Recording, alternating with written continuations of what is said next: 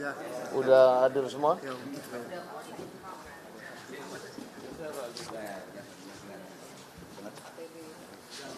Nanti ini aja yang dibagi ke wartawan. Baik, selamat pagi. Assalamualaikum warahmatullahi wabarakatuh. Rekan-rekan media yang saya hormati, pada hari ini saya selaku yang mewakili pimpinan DPR bersama dengan para pimpinan Komisi 1 dan perwakilan dari pimpinan fraksi yang ada di DPR ingin menjelaskan kepada publik melalui rekan-rekan media tentang revisi Undang-Undang Tentara Nasional Republik Indonesia. Seperti kita tahu bahwa dalam beberapa waktu ini telah terjadi dinamika mengenai revisi Undang-Undang Tentara Nasional Republik Indonesia, dan kami cermati bahwa di publik, di media sosial itu beredar draft yang berbeda dengan yang dibahas di Komisi 1 DPR RI. Nah, untuk itu hari ini kami akan menjelaskan kepada publik melalui rekan-rekan media beberapa pasal yang sebenarnya yang pada saat ini sedang dibahas di Komisi 1 DPR RI. Yang pertama, ada 3 pasal. 3 pasal yang kemudian masuk dalam revisi Undang-Undang Tentara Nasional Republik Indonesia. 3 pasal itu terdiri dari pasal 3, yaitu mengenai kedudukan TNI.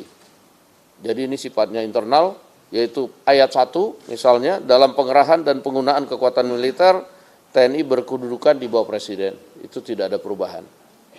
Kemudian ayat 2-nya, kebijakan dan strategi pertahanan serta dukungan administrasi yang berkaitan dengan aspek perencanaan strategis TNI itu berada di dalam koordinasi Kementerian Pertahanan. Ini pasal dibuat supaya semua sinergis dan lebih rapi dalam administrasinya. Kemudian pasal 53 itu tentang usia pensiun yang mengacu pada undang-undang institusi lain. Ada kenaikan batas usia pensiun, yaitu bervariatif antara 55 tahun sampai dengan 62 tahun.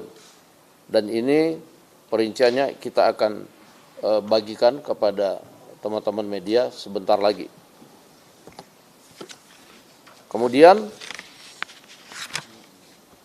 pasal ketiga yaitu pasal 47, yaitu prajurit dapat menduduki jabatan pada kementerian atau lembaga. Jadi prajurit aktif dapat menduduki jabatan pada kementerian lembaga.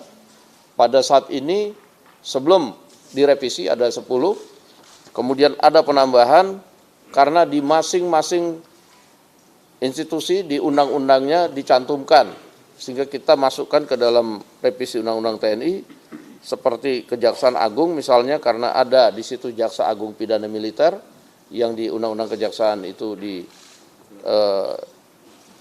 jabat oleh TNI, di sini kita masukkan. Kemudian untuk pengelola perbatasan, karena itu beririsan dengan tugas pokok dan fungsi. Dan ini bisa dilihat nanti pada draft yang akan kita bagikan ke kawan-kawan media. Kemudian selain itu pada pasal 47 ayat 2, selain menduduki jabatan pada kementerian atau lembaga sebagai pada mana dimaksud pada ayat 1 yang tadi saya sudah terangkan, prajurit dapat menduduki jabatan sipil lainnya setelah mengundurkan diri atau pensiun dari dinas aktif keprajuritan. Jadi dalam revisi Undang-Undang TNI itu hanya ada 3 pasal, yaitu pasal 3, pasal 53, dan pasal 47. Jadi nggak ada pasal-pasal lain yang kemudian di draft yang